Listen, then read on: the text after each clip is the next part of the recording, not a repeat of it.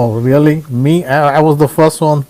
Yes, आप जी। बिल्कुल या पहले हैं। नहीं, मैंने मेरे पास सवाल तो कोई नहीं है। मैंने कल मुस्तफ़ा कमाल के बारे में पढ़ा। तो जी, उसने क्या कहा, उसने 100 साल पहले कह दिया था जब ऑटोमन एम्पायर को उसने डिसबर्स किया कि I have no faith in religion.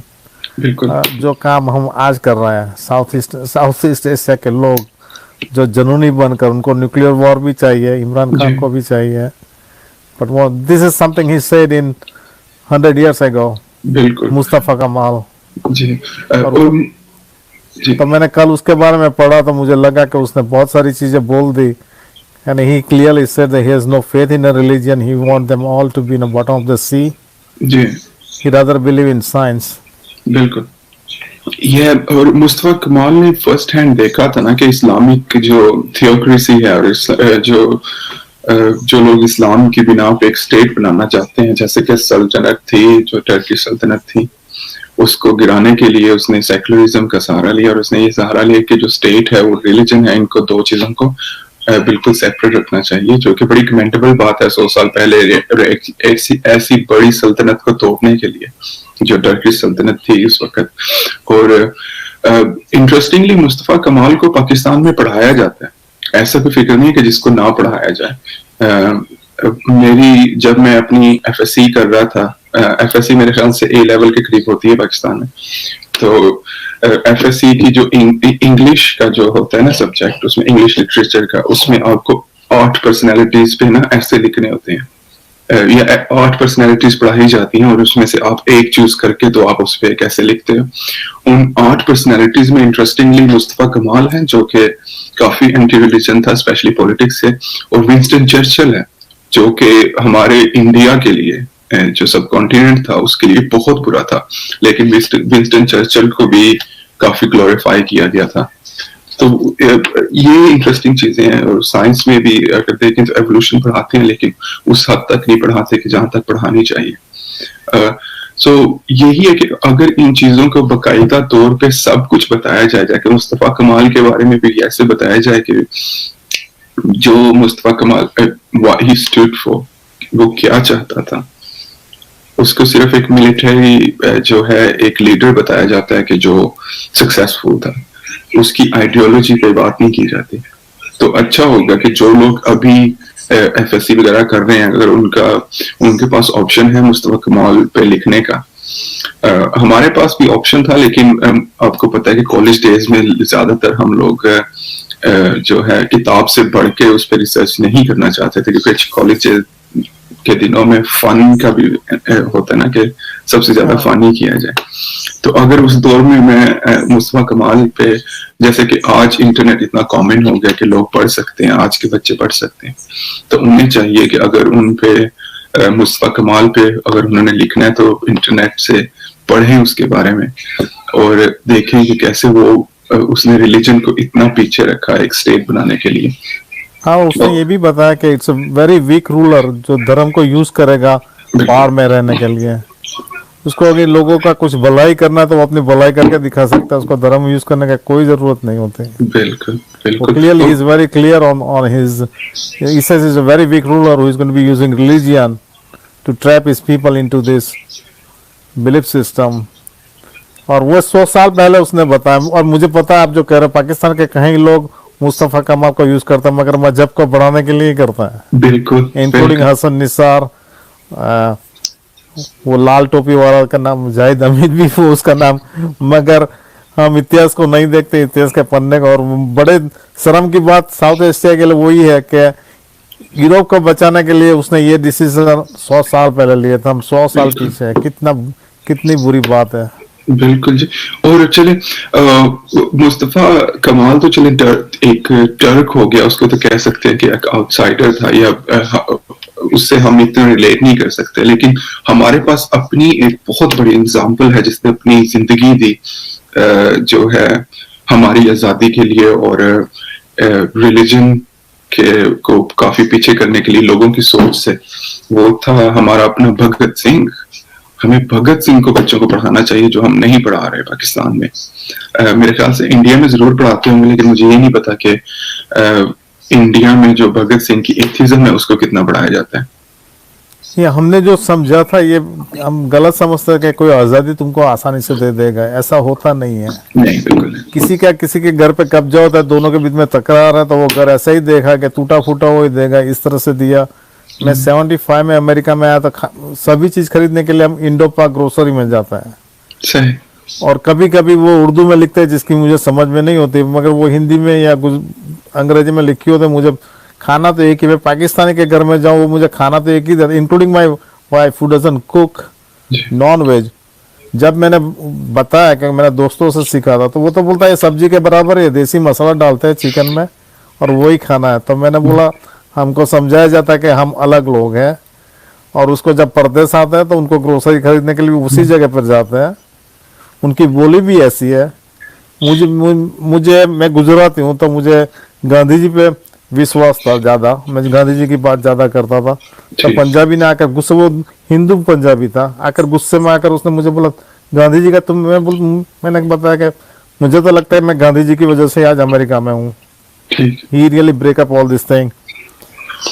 तो फिर वो खामोश हो गया, और उसने बोला कब कोई आज़ादी में तुम्हारे कोई रिश्तेदार मर गए हैं? मैंने बोला नहीं, not that I know of.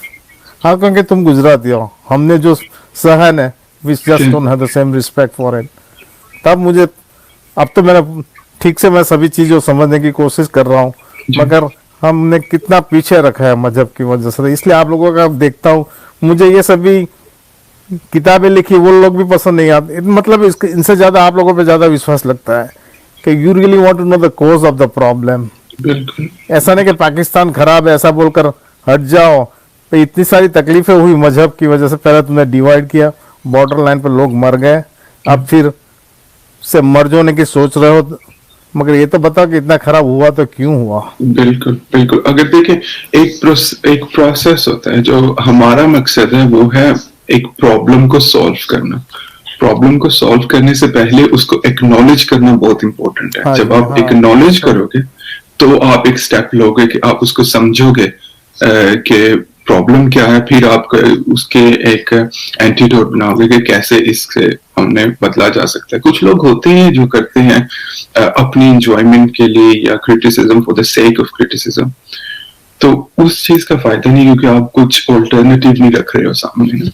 तो एक पूरा प्रोसेस होना चाहिए जिससे आप एक बेहतरी के काम करने के लिए आपको सबसे पहले वजूहात का पे बात करनी पड़ेगी कि वजह क्या है इन चीजों की। हाँ, वो मैं तारिक फतेह को सुनूं, ताहिर गोरा को सुनता हूँ, वो आरिफ को सुनता हूँ, सभी प्रॉब्लम तो फंटास्टिकली एक्सप्लेन करता है कि पाकिस्तान के इतने सारे मसाले, लेकिन कोई रूट कॉज को बात नहीं करना चाहता कि भाई आपका मजहब इतना टोटलिटेरियन है कि वहाँ उम्मीद की, ऐसा किसी जनरल ने पहले ही किताब लिखी, only two industries can flourish in Pakistan, one is the mullah industries, another is the defence one, and that's very obvious because this are the people who get to rule.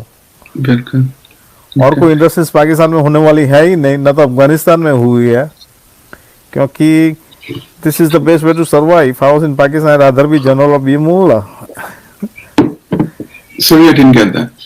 If I was in Pakistan I'd rather be a general or I'd rather be a mullah. Yeah. I mean there is no point for me to become a scientist. वो अब्दुल सलाम को तो भगा दिया गया पाकिस्तान में से, बिल्कुल। not to mention के humiliate करके भगा दिया गया, and he was the first Nobel Prize winner. Yeah, first। और हमें चाहिए था उसको एक हीरो का सिंबल देते ताकि और बच्चे जो हैं उससे इंस्पायर होके इस फील्ड में कुछ करते। अगर हमारे पास हम लकी इनफ थे कि अब्दुल सलाम था जिसने फिजिक्स में जो है आधा नोबेल प्राइज लिया, लेकिन वो हमारे लिए उसका वो बिलीव क्या करता था वो ज्यादा इम्पोर्टेंट हो गया रादर देन कि उसने किया क्या। तो उसकी अचीवमेंट्स को अंडरमाइन करने के लिए हमने वो कर दिया। फिर मलाला को हमें हीरो रखना चाहिए था, मलाला की अचीवमेंट्स को हमने पीछे कर दिया क्योंकि वो लड़की है, और फिर वो आ गया ना कि वेस्ट की चमची बनने का एक आ गया क्योंकि वो भी सेक्युलरिज्म पे बात करती है। तो हमें अपने हीरोज को पहचानना पड़ेगा, हमें बच्चों को आइडियाज देने पड़ेंगे कि बच्चे जो हैं बड़े हो एक एस्पायर करें किसी के जैसा बनने के लिए। अगर पाकिस्तानी बच्चे मलाला बनने के एस्पायर करें, पाकिस्तानी बच्चे हैं जो वो अब्दुल सलाम बनने का एस्पायर करें, तो हमारी कम्युनिटी बहुत बेहतर हो सकती है। वो जो कहता है वो जो मुझे वही लगा कि टोटल, जैसे आप बोलते हैं स्पीच का कम से कम दे दे। ये कोई ओवरनाइट तो होने वाला बात है नहीं, मगर पहले तुम फ्रीडम ऑफ स्पीच दो ताकि हम बता के इसमें क्या क्या गलत बातें हैं, and after that it can, if there is any hope, it can really come back. नहीं तो या बस यही मेरे ख्याल था, इसलिए आप लोगों को सुनता हूँ। मगर मैं दूसरों को भी जब सुनता हूँ उसमें they don't want to address the root causes of it, but the Pakistani मुल्हिद and Pakistani atheist they are straight on the real issue. मुझे आप लोग यंग है तो लगता है मुझे आपको फ्यूचर की भी फिक्र होती है। ऐसा नहीं कि मेरे 60-70 ईयर्स ओल्ड है, मेरा काम तब हो गया, ऐसा नहीं। आप clearly see you don't see any future if you are टू इन इस्लाम, जहाँ फ्रीडम ऑफ स्पीच न हो तो आप ट्रूथ को कैसे ढूंढोगे? How can you search for the truth in your life? बिल्कुल बिल्कुल, अगर आप सिर्फ एक पॉइंट मिल रहा है और उसका काउंटर पॉइंट कोई नहीं मिल रहा, तो सबसे पहले तो आप एक कॉन्वर्सेशन किल कर देते हो। दूसरा, अगर कोई बोलने की जुर्रत करता है तो आप उसको सजाए मौत दे देते हैं या उसको मर्डर कर दिया जाता है। तो ये बकायदा जो है हम लोग कंट्री को पीछे की तरफ लेके जा रहे हैं, ना कि आगे की तरफ। बस वही कहना था, that's so great about you guys.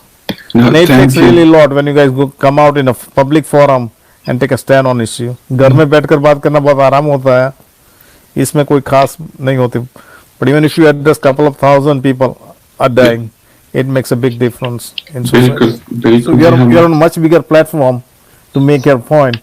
Your point could be small one, but you, Pakistani Mulhid, you guys are on a much bigger platform and making your point. Thank you Other for your people. kind words. Thanks a lot. That's all I have to. Thank you.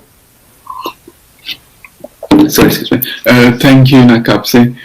नकाब जी, तो आप आते रहिएगा कि हम हमेशा हर चीज पे बात करते रहें आपके Yeah. साथ। Thanks a lot. Thank you.